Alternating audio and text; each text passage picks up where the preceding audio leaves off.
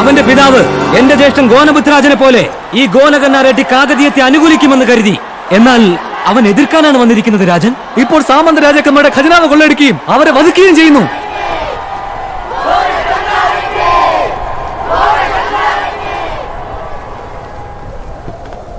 അതെ, ഗോനഗന്ന റെഡ്ഡി.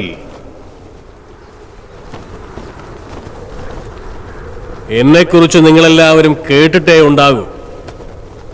കാരണം എന്നെ നേരിൽ കണ്ടിട്ടുള്ളവരിൽ കുറച്ചുപേരെ ഇന്ന് ജീവനോടെ ഉള്ളൂ. കാകതീയ വിജയധ്വജ വിക്രമ ജേതാവ്. മിണ്ടാതിരിയടാ. ഈ സ്തംഭത്തിൽ കയറുക, മുറിവുണ്ടാക്കുക, മണ്ണിൽ കിടന്നുരുളുക, ഇതൊക്കെ എന്ത് മത്സരമാടാ? ഇതിപ്പോ പണ്ടാരാണ്ടോ പറഞ്ഞ പോലെ ആയല്ലോ. കാട്ടില് പുലിയുടെ പാല് കറക്കുന്നവനോട് പശുവും പാല് കറന്നുകൊണ്ടിരാൻ പറയുന്ന ഒരു മത്സരമാണോ? വളച്ചു കെട്ടാതെ പറയൂ, എന്തിനാണ് വന്നത്? പറയാം. ചെറിയച്ഛൻ പുറകിൽ നിന്ന് ചതിച്ച് കൊന്നതാണ് എന്റെ അച്ഛനെ. അത് വിട്ടു ഞാൻ. അച്ഛനെ പോലെ കരുതിയ മഹാരാജനും അത് കണ്ടില്ലെന്ന് നടിച്ചു. അതും ഞാൻ കാര്യമാക്കിയില്ല. ജനങ്ങൾക്ക് വേണ്ടി സമരം നടത്തി എന്നെ ഒരു കൊള്ളക്കാരനായി നിങ്ങൾ മുദ്ര കുത്തി. അതും ഞാൻ സാരമില്ലെന്ന് വെക്കാം. അനീതി എന്നോടാണെങ്കിൽ ഞാനത് പൊറുക്കും. പക്ഷെ മറ്റുള്ളവരോട് അനീതി ചെയ്താൽ ഞാനത് കണ്ടു നിൽക്കില്ല. മഹാരാജന്റെ സമക്ഷത്തിൽ ഒരു പെൺകുട്ടിക്ക് താല്പര്യമില്ലാതെ രാജകീയ വിവാഹം, അത് ശരിയാണോ? എന്താടാ വരദ, എന്റെ സഹോദര? അല്ല, കുരങ്ങന്റെ കയ്യിൽ പൂമാല കൊടുത്ത പോലെ നിനക്കെന്തിനാടാ ഇങ്ങനൊരു വിവാഹം? വെറുതെ ആ സ്തംഭത്തിൽ കയറുകയും ഇറങ്ങുകയും ചെയ്യാനോ? പണ്ടാരാണ്ടോ പറഞ്ഞ പോലെ. ഇങ്ങനെ എല്ലാം പാതിക്ക് വെച്ച് നിർത്തിയാലേ പിന്നെ നിനക്കൊരു പല്ലിക്ക് പോലും ജന്മം കൊടുക്കാൻ കഴിയില്ല. അർദ്ധവീര. അർദ്ധവീരനാണെങ്കിലും വീരൻ തന്നെയല്ലേ?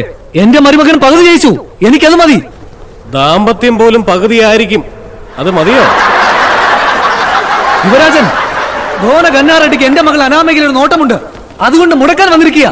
അനാമികയിൽ മാത്രമല്ല, കാകതീയ സിംഹാസനത്തിലും അവന് നോട്ടമുണ്ട്. മതിയാക്കുന്നുണ്ടോ?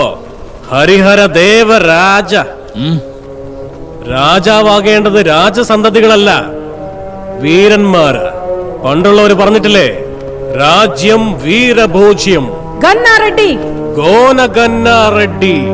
അതെ അതെ, കൊള്ളത്തലവൻ ഗന്ന റെഡ്ഡി. രാജധികാരം ക്ഷമിക്കാൻ കഴിയില്ല. അത് കൊള്ളാമല്ലോ. രാജ്യം ഭരിക്കുന്നവർ ചിലതൊക്കെ അറിഞ്ഞിരിക്കേണ്ടതാ. കോട്ടയുടെ പുറത്തേക്ക് ഇറങ്ങുമ്പോ തന്നെ ഓരോ മതഗജത്തിന്റെയും മലർച്ച കേൾക്കണം. ഇവിടെ ഓരോ സാമന്ത രാജാക്കന്മാരും മതഗജങ്ങളാ. ജനങ്ങളെ ചവിട്ടി അരക്കിയാണവര്. ആ കൊള്ളക്കാരെ നീ വിട്ടാലും ഞാൻ വിടില്ല. ഇത്രയ്ക്ക് ധിക്കാരമോ?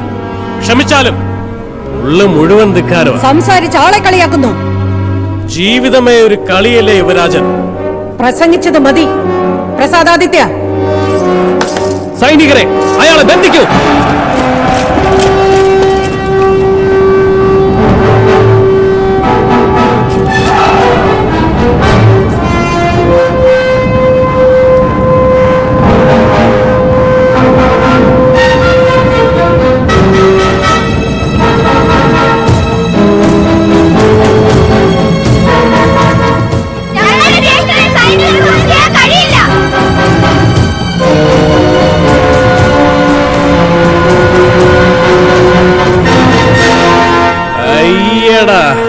മിടുക്കന്മാരെ, തെറ്റാലി കാണിച്ചെന്നെ അങ്ങ് മയക്കിക്കളഞ്ഞല്ലോ. അമ്മമ്മോ, പിള്ളേരാണെന്ന് നോക്കണ്ട, വിരട്ടി ഓടിക്കോ അവരെ. അമ്മമ്മോ, നിങ്ങളുടെ ധൈര്യം സമ്മതിച്ചു ഞാൻ. മക്കളെ, നിങ്ങളുടെ ചേട്ടനാ പറയുന്നത്, തിരിച്ചു വയ്ക്കോ.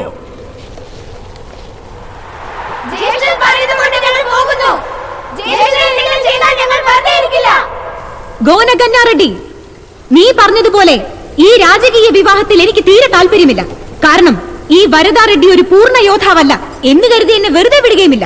നിനക്ക് ധൈര്യമുണ്ടെങ്കിൽ വരദ റെഡ്ഡിയെ പരാജയപ്പെടുത്തു. എങ്കിൽ ഞാൻ തന്നെ നിന്റെ കൂടെ വരാം.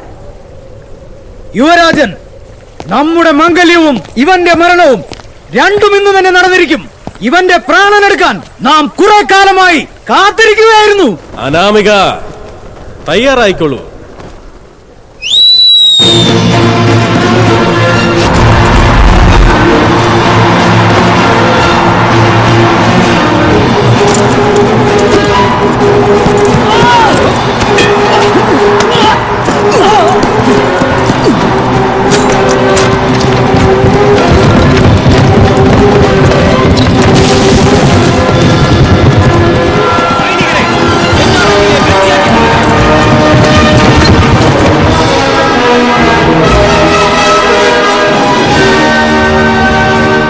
മഹാരാജൻ, ഇത്രയും പേരുണ്ടായിരുന്നിട്ടും ഗോനഗന്ന റെഡ്ഡിയെ ഒന്നും ചെയ്യാൻ കഴിഞ്ഞില്ല.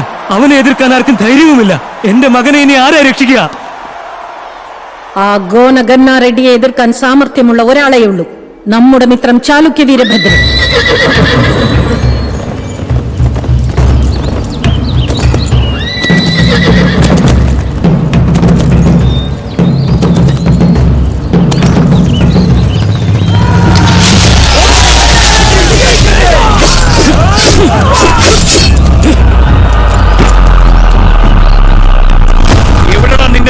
കൊള്ളക്കാരൻ ഗോനഗന്ന റെഡ്ഡി. എന്റെ പ്രാണം പോയാലും ഗോനഗന്ന റെഡ്ഡി ഇവിടെ ഉണ്ടെന്ന് പറയില്ല. നീ എന്നെ വേണമെങ്കിൽ കൊന്നോ. സാമന്ത രാജാക്കന്മാരെ മുഴുവൻ വധിച്ചു അവൻ. ഗോനഗന്ന റെഡ്ഡി, നീ മനുഷ്യനല്ല, കിരാത ജന്മമാണ്. പക്ഷെ എന്റെ വാൾമുനയിൽ നിന്ന് നിനക്കിനി രക്ഷപ്പെടാൻ കഴിയില്ല. എനിക്ക് ഗന്ന റെഡ്ഡിയെ വധിക്കണം. അവനെ വധിക്കാൻ വേണ്ടി തന്നെയാ ഞാൻ ഇറങ്ങി തിരിച്ചത്. ഗോനഗന്ന റെഡ്ഡി, വരദരാജന്റെ ജീവൻ രക്ഷിക്കാൻ ഞാനിപ്പോ തിരിച്ചു പോവുക. ഏറ്റുമുട്ടൽ അവസാനിച്ചു എന്ന് കരുതണ്ട, ഇപ്പോഴാണ് ആരംഭിച്ചിരിക്കുന്നത്. പെണ്ണാണെന്നുള്ള സങ്കോചമൊന്നും വേണ്ട, ലഹരി പിടിച്ചൊന്ന് തോന്നുന്നു. എല്ലാവരും കഴിച്ചോളൂ. ഈ കൗമുദി ഉത്സവം എനിക്കുള്ളതാ. മനസ്സിലുള്ളതെല്ലാം തുറന്നു പറഞ്ഞു. ആ ഗോനഗന്ന റെഡ്ഡി മഹാവീരന് പരാക്രമിയാ. എന്റെ മാനം രക്ഷിക്കാൻ വേണ്ടി ഒരു കാര്യമില്ലാതെ ആ വരദ റെഡ്ഡിയെ തട്ടിക്കൊണ്ടുപോയി.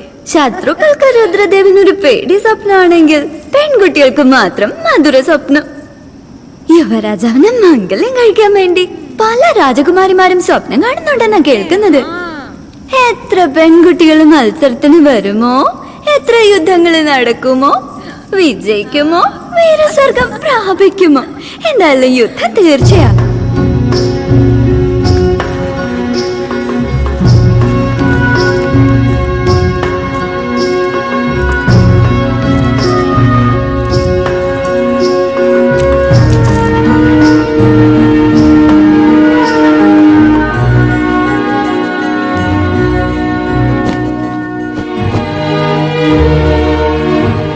കൗമുദി ഉത്സവം കഥാകാലക്ഷേപം നടത്താനല്ല, മനസ്സിലുള്ള ആഗ്രഹങ്ങളെ പറഞ്ഞു രസിക്കാൻ വേണ്ടിയാ.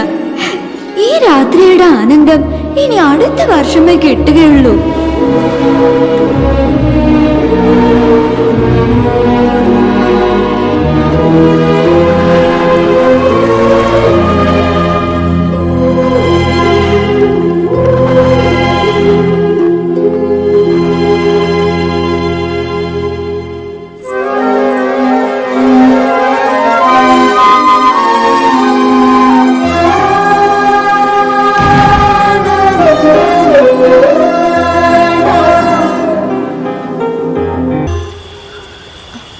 ഇത്രയും സൗന്ദര്യം തികഞ്ഞ സ്ത്രീ ഭൂമിയിൽ എവിടെയും ഉണ്ടാകില്ല.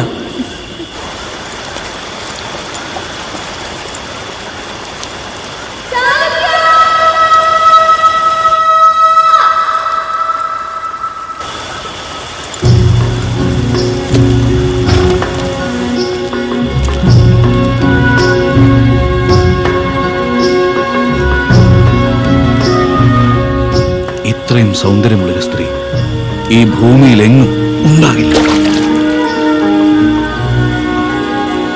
മിത്രമേ, ഉണ്ട്. ഈ ശില്പം ദേവലോകത്തു നിന്നും ഭൂമിയിൽ വന്നിറങ്ങിയിരിക്കുന്നു. ഊർവശിയുടെ വശ്യത, ആരെയും കൊതിപ്പിക്കുന്ന മേനകയുടെ അരക്കെട്ട്, രംഭയുടെ മാരടം, മധുരസം തുളുമ്പുന്ന രതിദേവിയുടെ പവിഴാധരങ്ങൾ, തിലോത്തമയെ തോൽപ്പിക്കുന്ന മുഖാരവിന്ദം. ആരാണ് നീ? നിന്നെ സ്വന്തമാക്കാൻ ഏത് സ്വയംവരത്തിലാണ് പങ്കെടുക്കേണ്ടത്? ഏത് രാജ്യത്തെയാണ് ജയിക്കേണ്ടത്? ഓ, ആദ്യം ഞാൻ എന്നെ പരിചയപ്പെടുത്തിയില്ലല്ലോ. പേര് ചാലുക്യ വീരഭദ്രൻ, നാട് നിരവധ്യപുരം. ഇനി വേണമെങ്കിൽ നിങ്ങളുടെ യുവരാജൻ രുദ്രദേവനോട് ചോദിച്ചാൽ മതി. ആഹാ, അത് ശരി. അതേ യുവരാജനോട് പറഞ്ഞ് നിങ്ങളുടെയൊക്കെ അഹങ്കാരം ഞാൻ അവസാനിപ്പിക്കുന്നുണ്ട്.